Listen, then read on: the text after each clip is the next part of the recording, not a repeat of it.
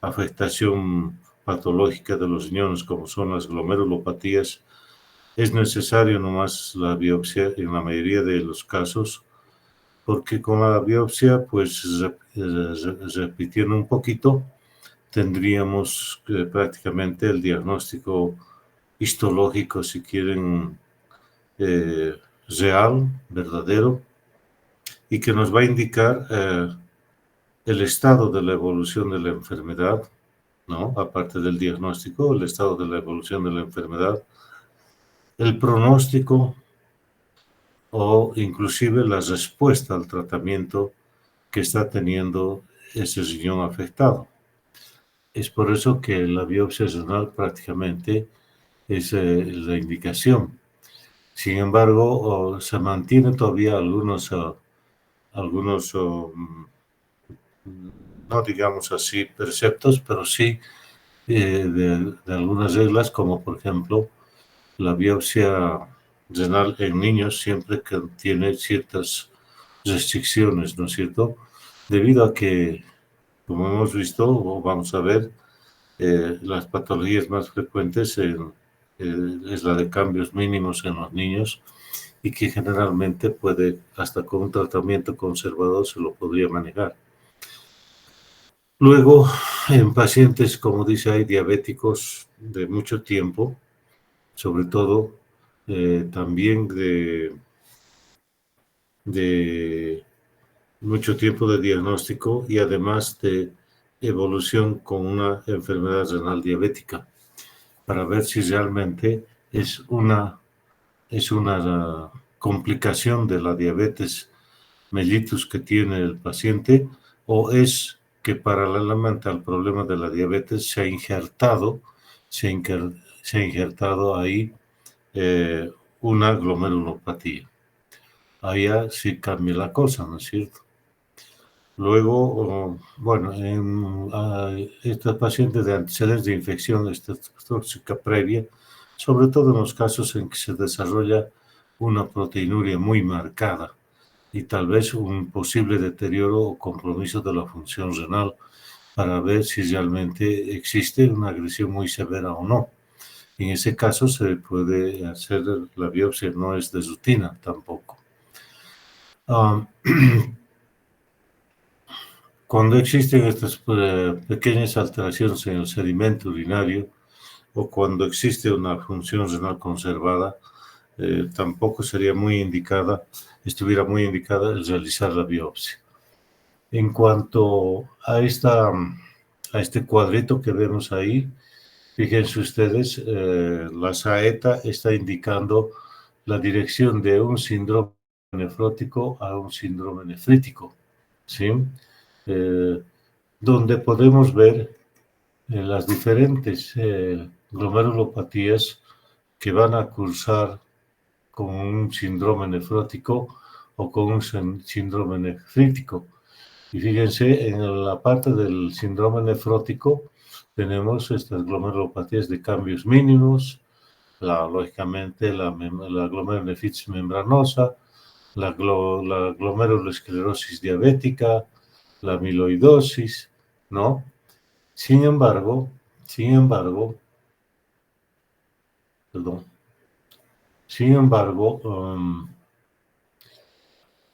digamos, en la posición central del cuadrito, vemos otras, como la nefropatía por IgA, la nefropatía lúpica, la glomerulosclerosis focal segmentaria, la glomerulonefritis fibrilar, ¿no? Que pueden ir de una presentación clínica a la otra, o sea, de un síndrome nefrótico o generalmente a veces de un síndrome nefrítico viral a un síndrome nefrótico. Y en el síndrome nefrítico, como ven ahí, estamos la glomerulonefritis postestreptocócica, la glomerulonefritis antimembrana basal, la glomerulonefritis pausoinmune y la glomerulonefritis con semilunas, ¿sí? Esto nos está demostrando un dato muy importante, jóvenes, de que si bien hemos hecho una biopsia renal a un paciente y le hemos clasificado, digamos así, como una nefropatía membranosa o demás. En su evolución, ese informe histológico o esa estructura histológica que hemos encontrado en la biopsia puede cambiar, como dicen, mudar a otro tipo histológico, ¿no? Y y prácticamente, por ejemplo, la membranosa puede evolucionar en algunas situaciones a una rápidamente progresiva si es que la reacción inflamatoria y predisposición es muy severa, puede evolucionar y resulta que de una membranosa cambia a una membrana proliferativa, por ejemplo. Y entre estos cuadros de glomerulopatías, en muchos casos tenemos ese cambio. De ahí es que en la práctica clínica, por ejemplo, si después de un tratamiento, de un esquema de tratamiento instaurado para un tipo de glomerulopatía y después del tiempo debido del tiempo de que se ha hecho el tratamiento, 6, 2, 8 semanas, de acuerdo a lo que indican las guías, y no existiese una respuesta favorable, es también una indicación para que se pueda realizar una nueva biopsia. Y generalmente en esa nueva biopsia vemos que el tipo histológico de la lesión a nivel del glomérulo o de la parénquima renal ha cambiado a otro tipo histológico. Y eso estuviera indicando el por qué no ha sido la respuesta favorable al tratamiento. La siguiente, por favor, Carlos. Bien, en cuanto al tratamiento, aquí vemos un esquema general, por ejemplo, inicial, ¿no? Para todos los tipos de glomerulopatías, podríamos decir así. Primero, hay que ir a hacer un tratamiento específico de la enfermedad, ¿no es cierto? Una vez tengamos el diagnóstico histológico del tipo de lesión que tiene el paciente y como complemento ese tratamiento de apoyo que se llama de soporte, tanto para el manejo de la proteinuria, de la hipertensión arterial, de la dislipidemia y, lógicamente, la remisión o control del edema. Y ahí están los fármacos, ¿sí? Que están indicados como los IECAS, los ARA2, sobre todo como nefroprotectores y antiproteinúricos, ¿no? Resultados evidenciados hasta la fecha de esta acción que tienen estos grupos de antihipertensivos, digamos así. Luego, buscar el otro objetivo, el control de la presión arterial, en lo posible llevando a esos niveles tensionales que indica y el gráfico. ¿Sí? Aparte de eso, bueno, la restricción en el consumo de sal por parte del paciente de 3 gramos a 5 gramos por día, y si se puede disminuir un poco más, mejor, porque ya hemos dicho ayer, explicábamos de que el edema no solamente va a ser por hipoalbuminemia, ¿no? Sino porque hay una sobreactividad de la aldosterona, mayor reabsorción de sodio y, lógicamente, de agua, ¿sí? Y ahí, en casos necesarios, el uso de los diuréticos, en este caso de ASA, ¿sí? La dislipidemia, lógicamente, con las estatinas, ¿no? Que tenemos bastantes fórmulas de estos hiperlipemiantes en la actualidad en el medio. La siguiente. De este tratamiento, digamos así, general conservador, si quieren, ¿sí?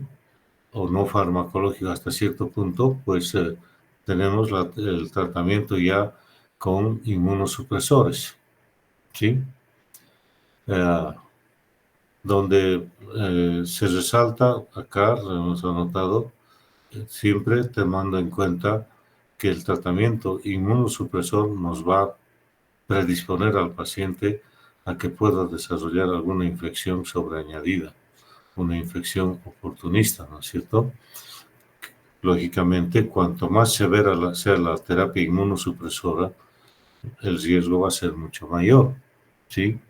y no es una situación muy rara de que acontezca en ese periodo de tratamiento de una primera fase, por ejemplo, donde las dosis siempre van a ser a veces a dosis máximas de la terapia inmunosupresora, donde podemos tener que el paciente se nos complique con una sobreinfección, ¿sí? En cualquiera de los órganos o sistemas del cuerpo.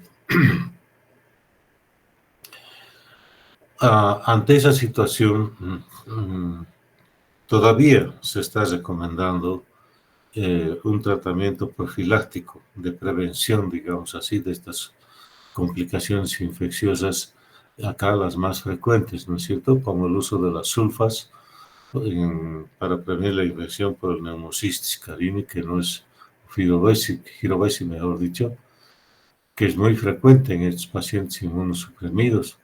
Los virus del herpes zóster en sus dos procesiones o tres tipos de zóster que hay, el uso de la ciclovir. Prácticamente dentro de estos virosis tenemos que añadir que no está contemplado acá, aparte del herpes zóster, otro, el citomegalovirus. El citomegalovirus cuya frecuencia lamentablemente es cada vez con mayor frecuencia y que también requiere una terapia antiviral bastante severa. Y ahí tenemos el valacyclovir como terapias antirretrovirales en este tipo de pacientes. Lógicamente, los costos son nomás muy significativos con estas terapias. De hecho, lo que podemos adicionar a esto es el hecho de que en un paciente que esté en programa de trasplante y que tenga una serología positiva para citomegalovirus, lamentablemente lo va a sacar del programa de trasplante por un buen tiempo si es que se consigue controlar la viremia. Y a veces, lamentablemente, el problema no se puede eliminar y prácticamente el paciente va a quedar fuera del programa de trasplante. ¿Ya? Esta vacunación contra los neumococos, ¿no? Y los diferentes grupos de virus de la influenza, generalmente casi es de rutina que se les hace a todos estos pacientes con problemas de inmunodepresión o terapias inmunosupresoras, supresores de protocolo, ¿no es cierto? Entonces, para justamente evitar esos posibles riesgos. De hecho, por ejemplo, en la población que está en terapia de reemplazo renal o inclusive los trasplantados, tienen que someterse a estos esquemas de inmunización en forma programada. Generalmente son programas anuales que reciben estos pacientes con estas vacunas. La nistatina, bueno, en situaciones especiales donde realmente el riesgo de una micosis orofaringea, sí, o de tubo digestivo es alta, se puede usar la nistatina, ¿no?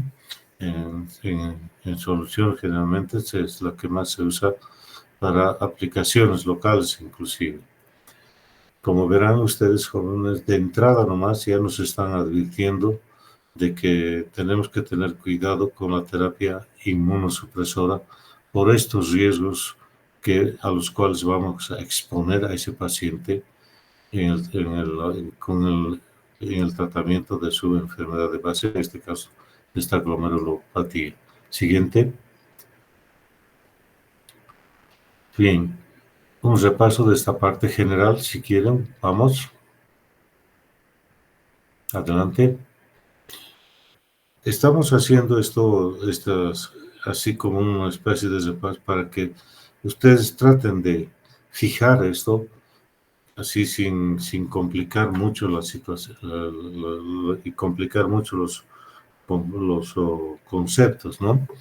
Aquí hay un esquemita simple donde podemos ver las diferencias entre un síndrome nefrótico y el síndrome nefrítico. Ya lo hemos mencionado. Síndrome nefrótico caracteriza proteinuria masiva por encima de 3,5 gramos en 24 horas. En cambio, en el nefrítico, si bien puede haber proteinuria, pero en magnitudes mucho más pequeñas, menores a esa cantidad de gramos, sí, pero lo característico es la hematuria. En este otro, a consecuencia de esa proteinuria, la hipoalbuminemia. Y a este otro lado, en el sedimento urinario, la presencia de esos cilindros hemáticos, ¿no? Y el edema, ¿sí? Resaltados proteinuria y edema en el síndrome nefrótico, sobre todo. Y a este otro lado, con una proteinuria bastante moderada, de menor a 2,5 gramos inclusive, en estos pacientes con síndrome nefrítico. En los portadores del síndrome nefrótico, la dislipidemia, al otro lado el edema, la lipiduria y a este lado la hipertensión, ¿sí? Y tendencia a la hipercoagulabilidad, como hemos dicho, en los pacientes portadores de síndrome nefrótico, y en este otro caso una caída brusca de la función renal, que lógicamente estamos hablando de una injuria renal aguda. La siguiente. Bien, entramos ahora ya a un poquito en forma más específica a este primer grupo de glomerulopatías, como son las glomerulopatías primarias. Adelante. Y ahí están las definiciones, en algunos casos, si quieren tomarlo como un concepto, ¿no es cierto? Sí, enfermedades que van a afectar la función del glomérulo, ¿sí? Pero una situación que es también real, esa heterogeneidad que tiene estas patologías glomerulares en relación a las causas etiológicas, en relación a la clínica, en relación a la evolución de estos cuadros, ¿sí? Van a tener esa variabilidad, digamos así, en su forma de presentación. Para esto se ha tratado de hacer esta primera división en glomerulopatías primarias y secundarias. Adelante. Sí. Entonces, hablando de las glomerulopatías primarias, tenemos que entender que se refieren a aquella patología que se ha iniciado en el riñón directamente, ¿no? Independiente de alguna patología sistémica, pero no como consecuencia de una enfermedad sistémica.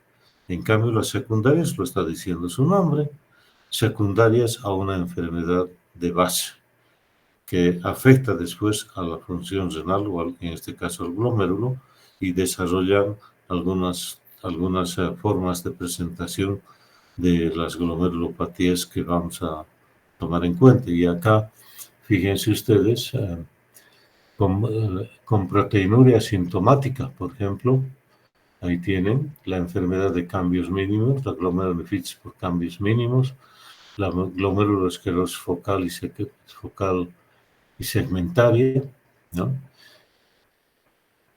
Prácticamente caracterizados por esos grados variables de proteinuria, ¿sí? La hematuria en la nefropatía por IgA o la enfermedad de Berger, que se llama también, ¿no es cierto?, más frecuente en niños. Luego están los síndromes nefríticos, la presentación clínica como un síndrome nefrítico, como es en la glomerulonefritis proliferativa, la postinfecciosa, inclusive, como un síndrome nefrótico. Ahí está, repitiendo nuevamente, enfermedad de cambios mínimos, la glomerulonefritis membranoproliferativa, la glomerulosclerosis focal segmentaria, la membranosa, la nefropatía por IgA. ¿Sí?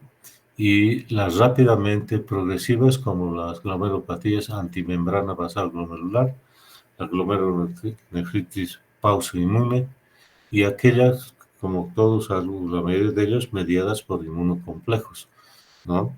Como ven ustedes, pueden adquirir y evolucionar de diferente forma esta afectación renal, como dice ahí, desde una posible simple proteinuria o hematuria asintomática, digamos así, a estos cuadros más severos como son el síndrome nefrótico, sobre todo, ¿no es cierto? Y, lógicamente, la evolución hacia la insuficiencia renal crónica en el otro extremo. Siguiente. Un poquito resumiendo lo que estamos hablando. Sí, asintomáticas con esas características, proteinurias en grados menores, muy poca presencia de glóbulos rojos, ¿sí? En la microscopía del sedimento urinario, ¿sí? Y generalmente caracterizados por la presencia de sus glóbulos rojos dismórficos, ¿no? Un compromiso generalmente asintomático, además de que se mantiene la función renal normal. En el caso de una hematuria macroscópica, como ven ustedes, ya existe pérdida más, digamos, significativa de glóbulos rojos en el sedimento urinario, ¿sí? Y que coincide, como dice ahí, a veces con una infección intercurrente.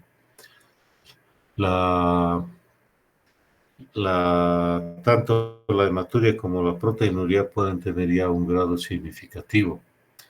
Esto en el síndrome, prácticamente hablamos ahí del síndrome parcialmente como el síndrome nefrítico. Y aquí al otro lado tenemos ya las características del síndrome nefrótico, con esa proteinuria importante que se ve, ¿sí? Vamos, un ratito, sí.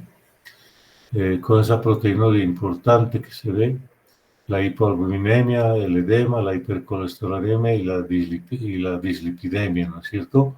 Características del síndrome nefrótico. En cambio, el síndrome nefrítico, reforzando otra vez, caída de la función renal con compromiso del volumen de diuresis, oliguria o anuria, inclusive. Generalmente no llega a casos anúricos, pero sí puede haber oliguria. La hematuria con cilindros de glóbulos rojos, una proteinuria que es lógicamente menor a rango nefrótico, el edema, la hipertensión y una y que esto pueda acontecer en forma brusca, digamos así, o intempestiva. Al otro lado tenemos las presentaciones que no son nada simples, al contrario, ¿no? Como dice ahí, rápidamente progresivas, ¿sí? Que van a llevar a la falla renal. Puede haber, hay siempre proteinuria y hematuria en todos ellos, ¿sí? Con una presión arterial que todavía puede mantenerse, pero generalmente ya hay ciertos grados de afectación renal y donde pues puedan haber algunos datos que favorecen el compromiso de la microcirculación, o sea, de una vasculitis y la glomerulonefritis crónicas. Fíjense ustedes, la hipertensión prácticamente casi es la regla, la falla de la función renal, la proteinuria y finalmente la disminución del tamaño de los riñones. La siguiente. Este es otro, no sé si se lo llega a ver bien, jóvenes, fíjense, o no se ve bien, sobre todo la lectura. ¿Sí? Se ve bien, doctor. Ya. Entonces, lo que queremos mostrar acá es, fíjense, cómo, por ejemplo, el lupus eritematoso puede ir de un extremo al otro. O sea, puede tener ese amplio espectro de compromiso renal, desde un síndrome nefrótico, pasando por unas formas mínimas, inclusive hasta un síndrome nefrítico, inclusive, ¿sí?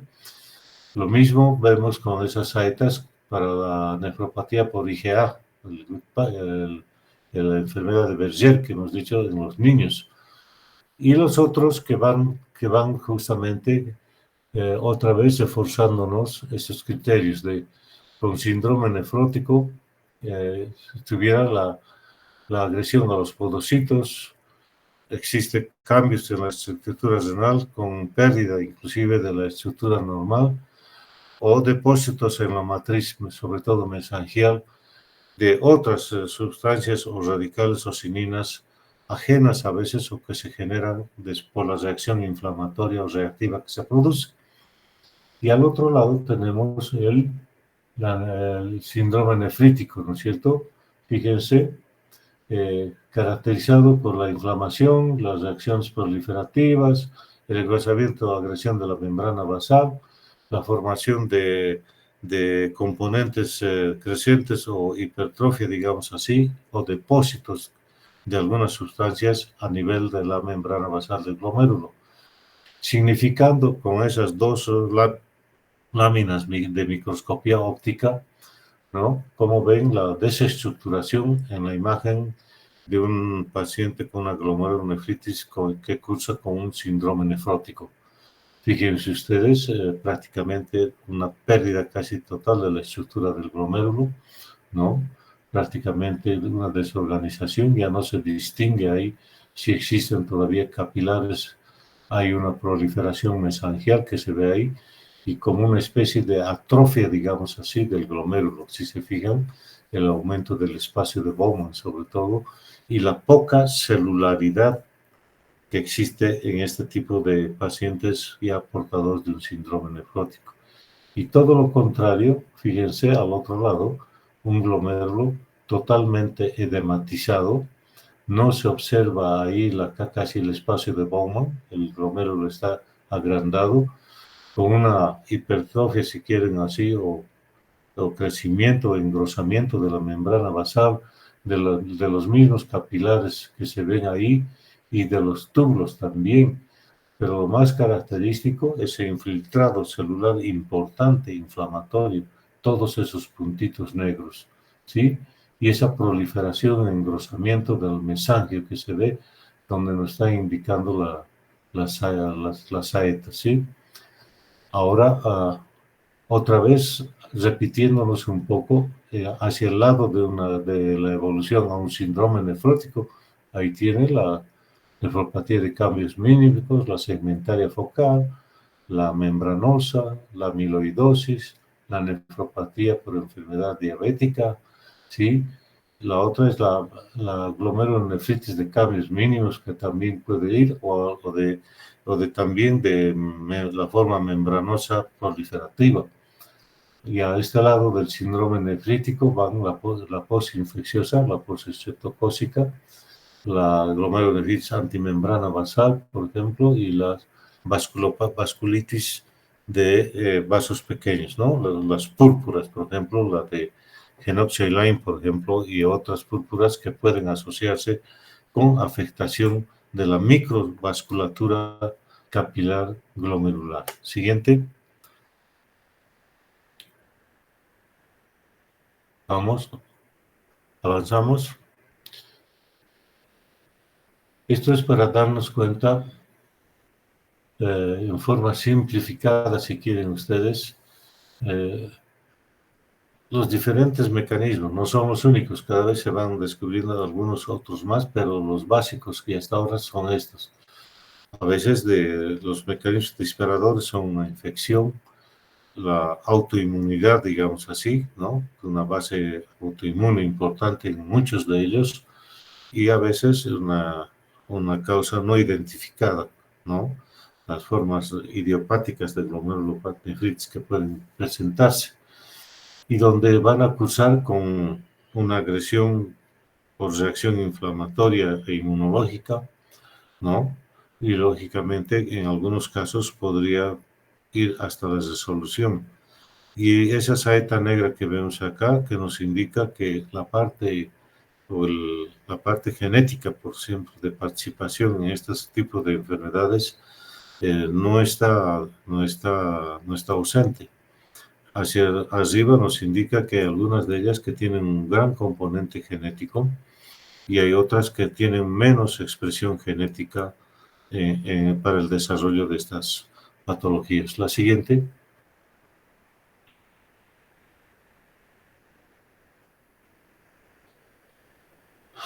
Esta imagen, este diagrama, mejor dicho, no es una imagen, es un diagrama, así simplificado, digamos así, de lo que es la membrana basal glomerular, jóvenes.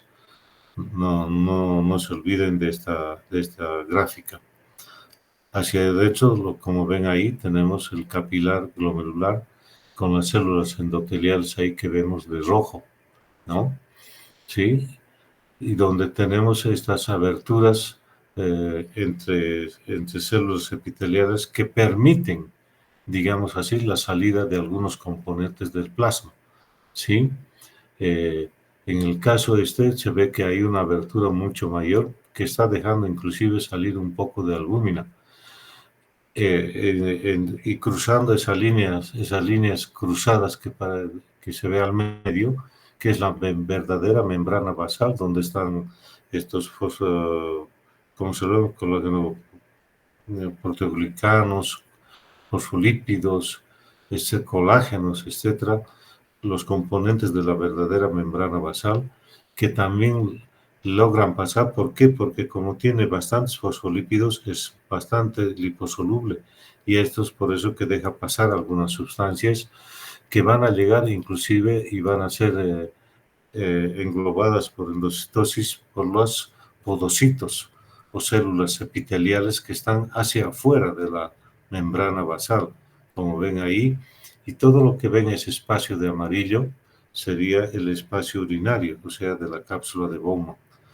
Entonces, fíjense que muchos de estos componentes también son aprovechados en parte en forma normal, digamos así, por las células o por los podocitos, que van a tener algunas prolongaciones que se llaman los pedicelos o pies de los podocitos, que son los lugares donde son algunas de estas patologías afectan rápidamente.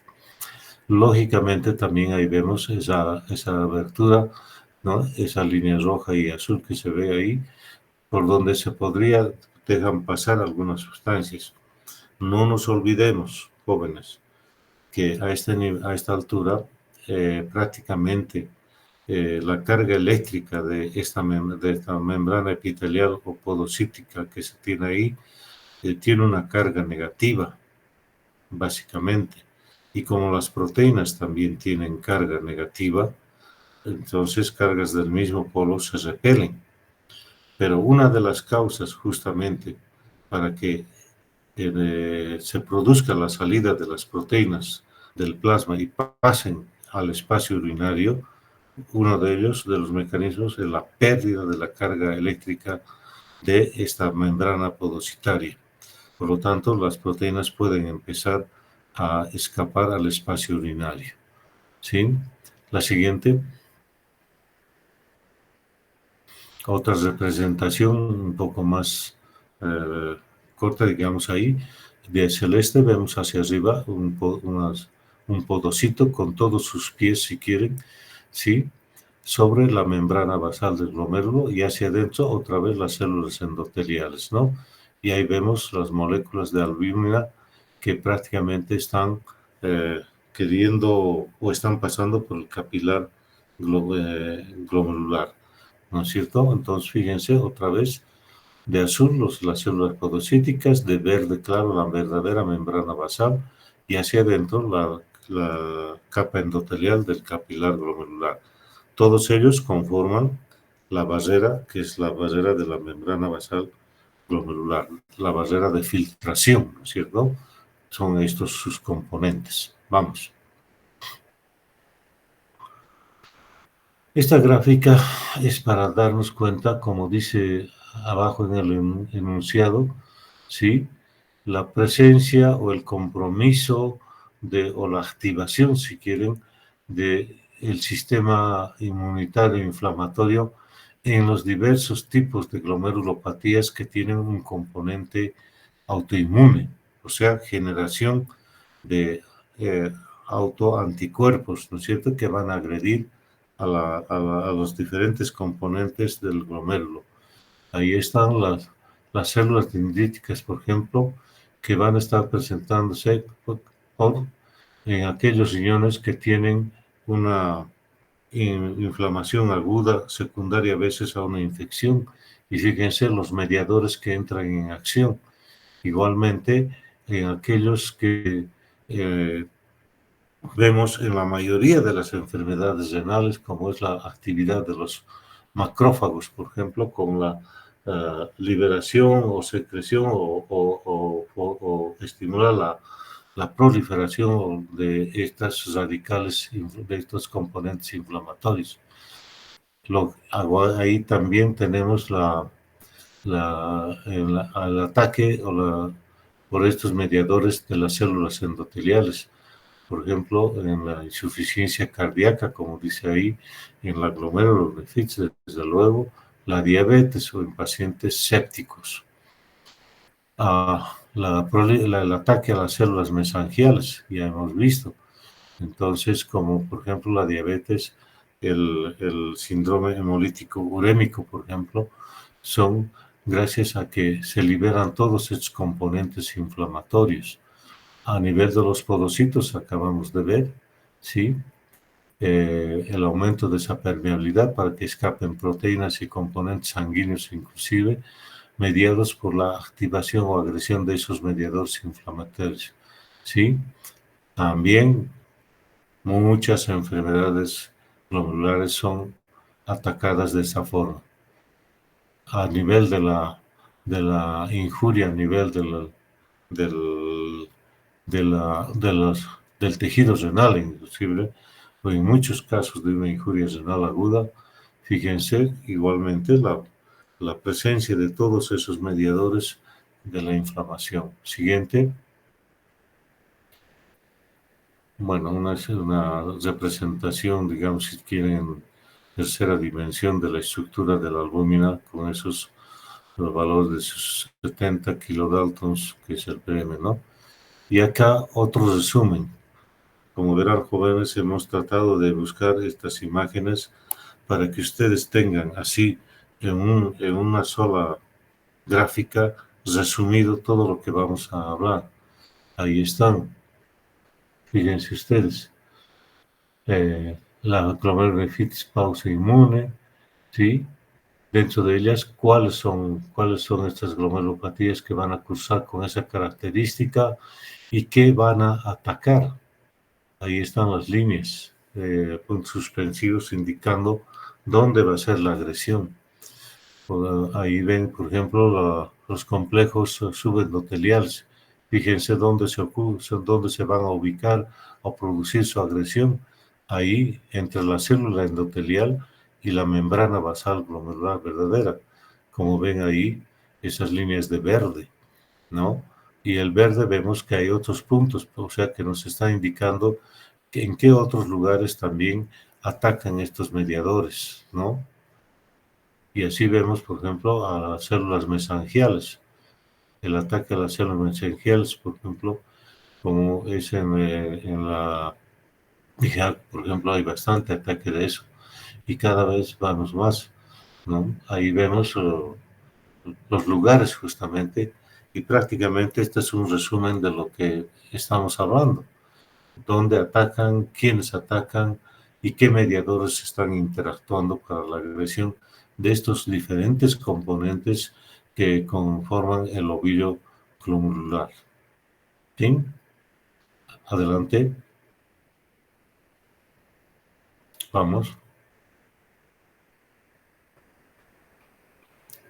Algunos conceptos o términos que se usan para que ustedes tengan un concepto más claro, ¿no? ¿A qué llamamos una lesión difusa del glomérulo o una glomerulonefritis difusa, por ejemplo, que afecta a todos los glomérulos, más del 50% de los glomérulos que encontremos en la biopsia renal? Ya tenemos con eso el diagnóstico, ¿no? Una afectación difusa, digamos, y además de todo el glomérulo, no de una parte del glomérulo, sino de todo el glomérulo, de todos los componentes del glomérulo. En forma global, ahí está, en la parte focal, ¿sí? ¿Mm? Una parte segmentaria del glomérulo, un segmento del glomérulo, y finalmente el proceso degenerativo final que afecta prácticamente a todo el componente del glomérulo. Adelante. Fíjense ustedes, una gráfica así simplecita para que se den cuenta de esos términos. ¿Sí? Un glomérulo normal, una afectación global, una afectación del glomérulo segmentaria, ¿sí? Y hacia abajo igual, una agresión difusa, ¿sí? O una focal. Fíjense, solo algunos glomérulos y otros están normales, para que sepan el significado de esos términos, jóvenes. Para eso hemos querido adjuntar este diagrama, esta gráfica tan simplecita. Adelante. Y bueno, ahora empezamos a hablar ya en específico de estas glomerulopatías primarias. Y acá tenemos a la de cambios mínimos. Vamos, adelante. Resumido acá, para que no nos estén complicando, resumidos acá, la fisiopatología, la epidemiología, la clínica, los laboratorios, los hallazgos histopatológicos, el tratamiento y el pronóstico, ¿no ven? Entonces, rápidamente tenemos un pantallazo acá para podernos ubicar, ¿sí?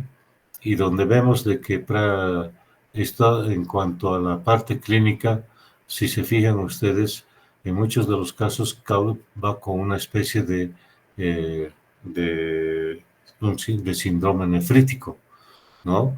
Edema, cefaleas, dificultad respiratoria, eh, antecedentes alérgicos o compromiso genético inclusive e hipertensión, ¿sí? Las características, proteinuria, ¿no? Que inclusive llega hasta el rango nefrótico en algunos casos, en esta glomerulonephritis de cambios mínimos, ¿sí? Los hallazgos histopatológicos, como ven, a la inmunofluorescencia, ¿sí? Con contacto sin suelo, luego la microscopía electrónica, inclusive con gotas lipídicas, dice, y lo que más característica de la microscopía electrónica, esos procesos de fusión de los podocitos. Creo que hay una microfotografía, microscopia electrónica que nos va a mostrar eso. Y el tratamiento, como ven ahí, prednisona, o sea, corticoides, como la prednisona o la metilprednisolona, a dosis de 1 miligramo por día por kilo, máximo a 80 miligramos, ¿sí? Por 4 a 16 semanas. Sí, y como dice ahí, si se fijan, recién se indicaría la respuesta si después de esas 4 o 6 semanas no vemos una recuperación, sobre todo ¿a qué nos referimos? A la disminución de la proteinuria. Por debajo de medio gramo o 1 gramo tendríamos que reducir la proteinuria para decir que la respuesta ha sido favorable al tratamiento. Siguiente. Ahí está una imagen de la inmunofluorescencia. Aquí vemos justamente un depósito de IgG generalmente que se hace así refringente, ¿sí? A la inmunofluorescencia, sobre todo en la membrana basal. Todas esas líneas que ven es membrana basal. No estamos mostrando aquí diferentes glomérulos, sino la membrana basal. Y es un depósito, si se fijan ustedes, no muy parejo. O sea, hay partes más brillantes, más brillosas aparentemente, y otras que son más tenues, ¿no? Esto nos está indicando los lugares donde hay mayor actividad y menor actividad inflamatoria y de depósito de estas inmunoglobulinas. La siguiente. Aquí está la microscopía electrónica que les decía. Fíjense, hacia arriba una membrana basal normal, ¿sí? Donde dice la luz del capilar, hacia abajo, con una célula endotelial ahí, la membrana basal, la GBM, membrana basal glomerular, y el espacio. urinario o el espacio de Bowman. Y fíjense los podocitos ahí en toda la parte externa, con esas aberturas que hay donde están algunas flechitas indicando que son lugares por donde se produce la salida de las sustancias, por ejemplo, la agua, urea, creatinina, y si esas aberturas es mayor por agresión de esta membrana basal y las células endoteliales, inclusive la salida de proteínas. Pero como este es un ejemplo de una glomerulopatía con cambios mínimos, fíjense que si bien aparentemente pareciera que la membrana basal está conservada, pero fíjense cómo ya está deformada. Hay depósitos inclusive en la misma membrana basal, dentro de la misma membrana basal, la deformación de los podocitos que ven hacia arriba, e inclusive el mismo endotelio, las células endoteliales hacia abajo, totalmente irregulares y deformadas inclusive, ¿no es cierto? Entonces vemos ahí una, una agresión y una pérdida de la estructura normal de la membrana basal del glomérulo. Esta es una, como habíamos dicho, una microfotografía, si quieren, por microscopía electrónica. La siguiente. En cuanto al manejo o el tratamiento de esta glomerulopatía por cambios mínimos, primero está ahí, es cierto, si la función renal está normal, si la proteinuria y la hematuria no son muy afectivas y no existen componentes inflamatorios en las pruebas que se pueda hacer al paciente, pues el tratamiento solamente es conservador. Pero si realmente la agresión es muy severa y hay riesgo o compromiso de la función renal o está evolucionando a un síndrome nefrótico, hay que empezar rápidamente la terapia inmunosupresora si es necesario y de entrada siempre los corticoides, ¿no? Y este tercer punto que dice a toda costa evitar la iatrogenia medicamentosa. Ahí estamos hablando sobre todo de quiénes, de los antiinflamatorios, básicamente, y de algunos antimicrobianos que a veces se les prescribe a estos pacientes porque puede haber ser secundario o como aunque es primaria esta lesión, puede haber una sobreinfección añadida. Y ahí hace un momento hablábamos de esa terapia profiláctica, si quieren, con algunos antimicrobianos, ¿no? La siguiente. Su nombre acá le está diciendo acá, es otro tipo de glomerulopatía primaria, o sea, básicamente la agresión a la específica de la membrana basal, directamente. Vamos, adelante. Siempre resumido lo que caracteriza este cuadro en cuanto a todo lo que significa su definición, fisiopatología, epidemiología, la clínica, los estados hallazgos histopatológicos. Aquí lo que nos puede llamar, y si se van fijando jóvenes, prácticamente los componentes en muchas de estas glomerulopatías primarias se van presentando en mayor o menor porcentaje, pero están presentes, ¿sí? Donde acá podemos añadir de que ya aquí se ubican, la característica es estos anticuerpos antimembrana basal mediante las pruebas o el Western blot inclusive, que nos da una sensibilidad del 96 y una especificidad del 96% también, ¿no? Fíjense ustedes, donde todavía la función renal está normal, los anticuerpos contra componentes del citoplasma neutrófilo, los ANCA, también parecen ser positivos en algunos casos.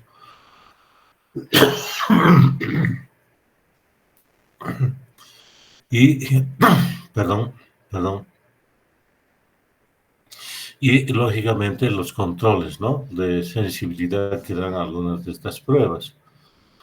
El protocolo, ahí cita el protocolo de Hammersmith, otra vez corticotocoides, pero aquí añade ya citotóxicos. Y en alguna situación, ante la poca respuesta, inclusive la plasmaféresis. ¿no? De una plasmaféresis que se recomienda de él de 1 litro, digamos así, que pues, se puede hacer cada 3 días o cada semana, inclusive en algunos casos, ¿no? El pronóstico, fíjense ustedes, ya no es tan favorable.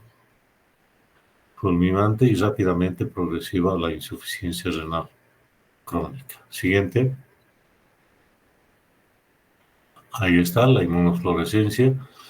Todo eso que ven ahí es la membrana basal engrosada. Justamente ahí es el ataque. Y si se fijan un poquito haciendo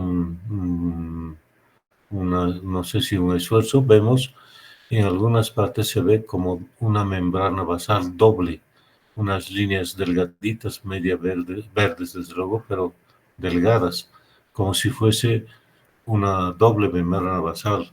Ese es ¿cómo se dice? La membrana basal que se divide como si fuesen las rieles de un ferrocarril, ¿no? Doble. ¿Sí? Ese es el grado de edema y afectación inflamatoria que sufre la membrana basal.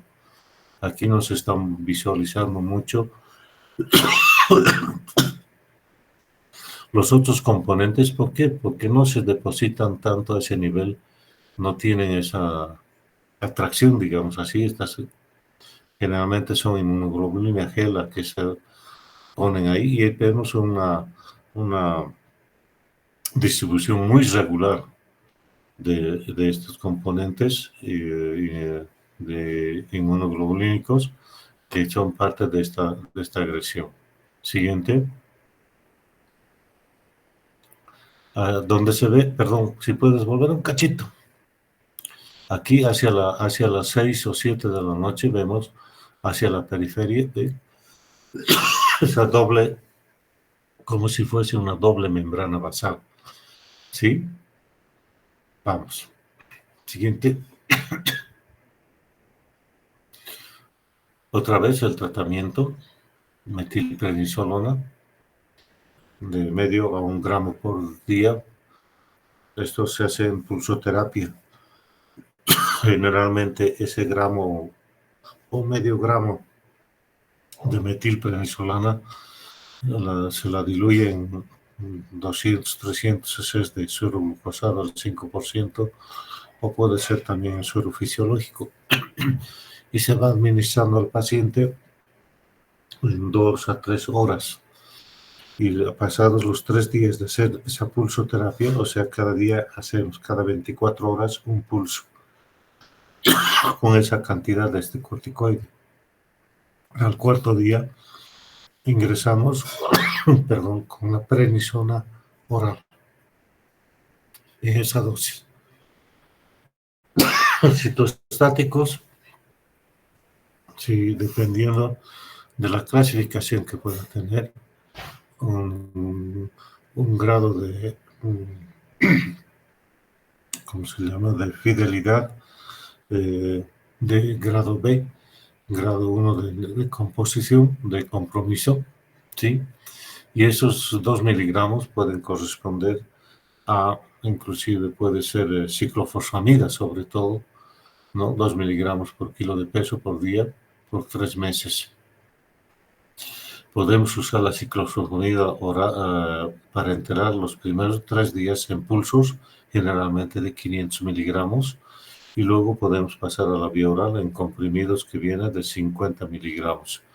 Este fármaco lamentablemente está en falta en muchos lugares, como en nuestro medio también, y algunos pacientes tienen que estar haciendo extraer de fuera. ¿Sí? La plasmaféresis ante la poca respuesta del tratamiento con estos fármacos. Siguiente.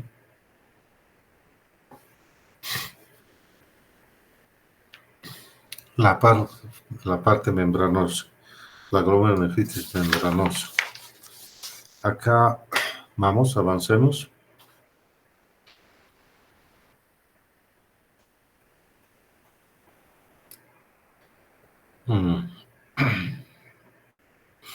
Bien, ¿qué podríamos decir de esta glomerulopatía? En realidad, de esta forma de la membranosa. que prácticamente se va a caracterizar por estos anticuerpos circulantes que se encuentran, sobre todo de inmunoglobulina G tipo 4, ¿sí? Y que prácticamente va a estar uniéndose a estos receptores. Hemos visto hace un momento algunos fosfolípidos ahí en la membrana, verdadera membrana basal, ¿no es cierto? A esos receptores se va a unir estos autoanticuerpos circulantes, ¿sí? A esta fracción, sobre todo, que lo llaman la PLA2R receptor, ¿no? El PLA2, nosotros decimos. Es contra este que se van a ir a unir para producir esa reacción inflamatoria a ese nivel, ¿sí? Y una característica de esta glomerulopatía, por ejemplo, podríamos decir de que está asociada con muchas patologías de base, como es el lupus, la diabetes mellitus tipo 1, la artritis reumatoidea, el síndrome de Sjögren, pero aquí todavía creo que no nos están mostrando eso, ¿sí? La tiroiditis de Hashimoto, la miastenia graves, como ven ustedes, hay varias patologías que pueden derivar de una glomerulopatía primaria y luego estar asociado como si fuese una glomerulonefritis secundaria, ¿no?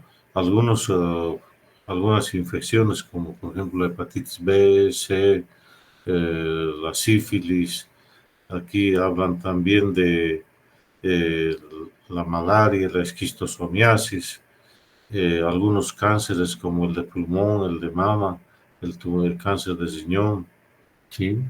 Son prácticamente esta forma membranosa es la más frecuente, digamos así, de presentación de glomerulopatía, sobre todo en gente adulta, ¿no? Y nuevamente acá el tratamiento, ¿sí? Corticosteroides, agentes alquilantes como el clorambucil, la ciclofosfamida. Como esquema B entraría la ciclosporina, ¿sí? Y la terapia, como dice, antihiperlipemia y antimicrobiana profiláctica, en algunos casos si es que es secundaria a una infección. El pronóstico, lamentablemente, no es muy bueno, ya que si bien podemos tener una buena respuesta a un inicio, a veces la enfermedad va a reactivarse o va a tener recaídas o va a ir a la corticoresistencia o a la resistencia también a los otros fármacos inmunosupresores, que a la larga, lógicamente, van a llevar a la pérdida de la función renal. Prácticamente es una de las causas, tal vez no si es la más frecuente, de llevar a una insuficiencia renal crónica al paciente. Sí, hay algunos esquemas alternativos que se están intentando, ¿no? Inclusive el uso del micofenolato, el rituximab, como un anticuerpo monoclonal, como alternativas. Todavía no existen resultados muy concluyentes de ese tipo de terapia alternativa, pero se la está usando en muchos casos. La siguiente. Ahí está gráficamente lo que les decíamos, el ataque a la membrana basal. Fíjense las diferentes características que tienen estos agentes o estos autoanticuerpos o estos complejos antígeno-anticuerpo que se forman, ¿no? En estas diferentes agresiones de la membrana basal. ¿Sí? Hacia abajo las células, como ven en rosadito, las células endoteliales del capilar glomerular, la membrana basal propiamente dicha, y hacia afuera la célula, la capa epitelial o podocitos. Ahí vemos un podocito con sus diferentes prolongaciones que tienen, ¿no? Los pedicelos que se llama. Y fíjense, estos autoanticuerpos, si quieren ustedes, cómo se van ubicando en esos lugares para producir la lesión. Es muy entendible este diagrama, ¿no es cierto? Vamos. Acá una imagen de inmunofluorescencia, ¿no? pero si se fijan ustedes, un poquito diferente a las anteriores láminas de inmunofluorescencia que hemos mostrado. Acá se ve un depósito más puntiforme, si quiere, ¿no? Y concentración de los complejos autoinmunes, ¿sí? Entonces, estas diferencias nos hacen entender el tipo de depósito que tiene, que diferencia entre la IgM y la IgA sobre todo, ¿no? Y también la IgG, que pueden depositarse a la inmunofluorescencia en forma de una continua, regular, o en forma así, puntiforme, si quieren ustedes, o granular también dicen, ¿ya? De la inmunofluorescencia. Siguiente. Aquí una placa simple, ¿sí?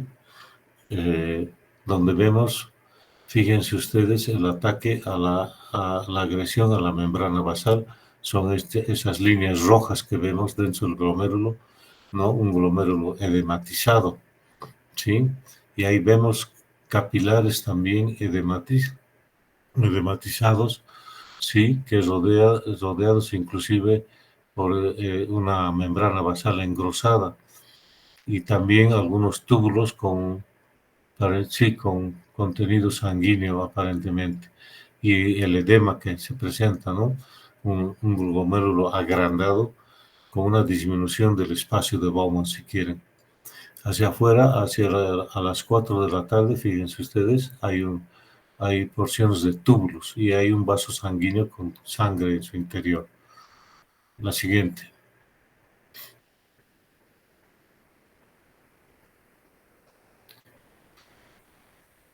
Como ven ustedes, el tratamiento prácticamente en todos los casos donde existe una proteinuria, sobre todo de rango nefrótico, tenemos que ser bastante, digamos así, agresivos en la terapia, y una terapia precoz, ¿sí?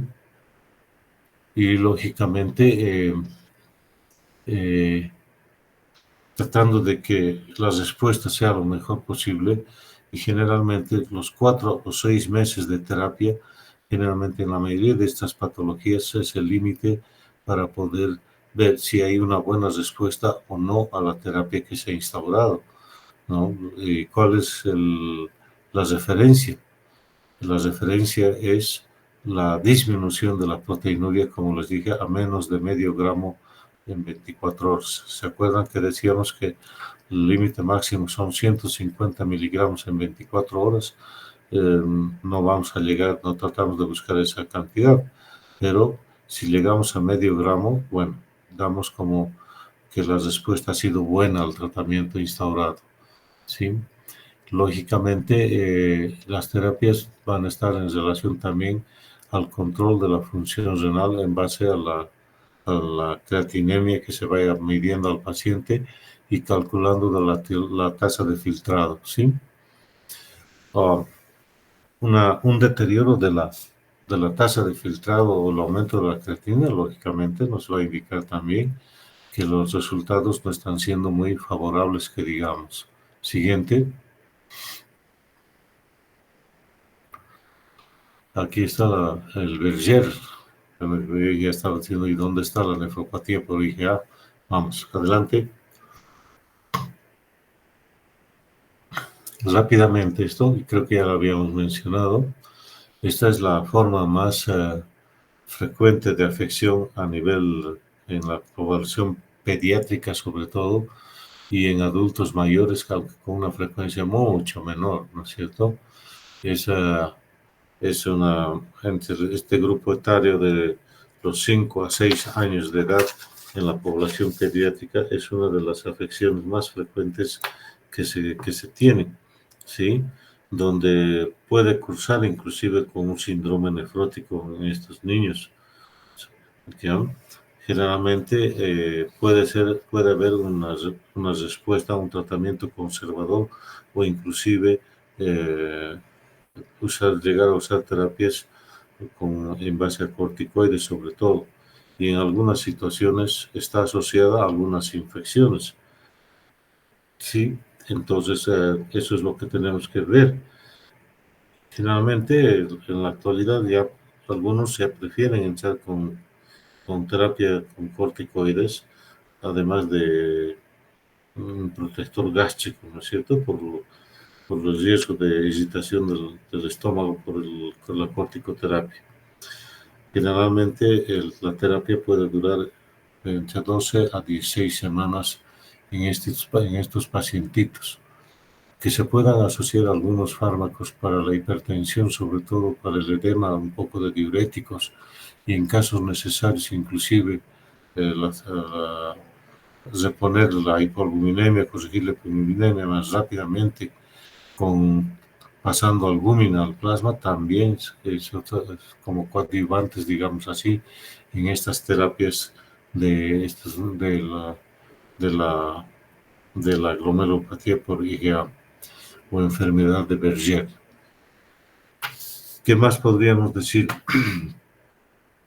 Que generalmente hay remisiones completas, digamos así.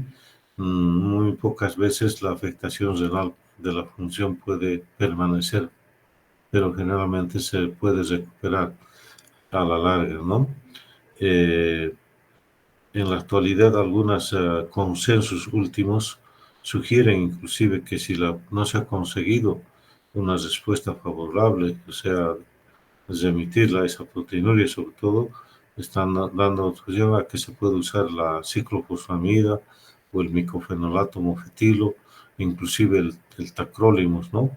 O otro anticalcineurídico nuevo que está junto con la ciclosporina A. Y el rituximab está en prueba.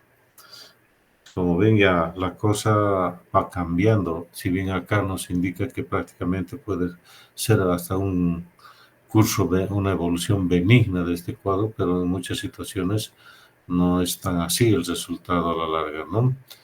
La siguiente. Aquí está esa inmunofluorescencia granular o puntiforme que habíamos mencionado. Vamos. Igualmente acá una lesión histológica, microscopía óptica, ¿no? Con esa agresión que existe a nivel de los, en este caso, mesangiales sobre todo, ¿no? Vamos. Bueno, ¿la paramos aquí, jóvenes? ¿O podemos continuar? Creo que esta es la última. A ver, dentro de las primarias, ¿o todavía hay alguna? Fuera de la esclerosis focal y segmentaria, ¿hay alguna más de las primarias? A ver, pasar a la membrana proliferativa. Después, el resumen.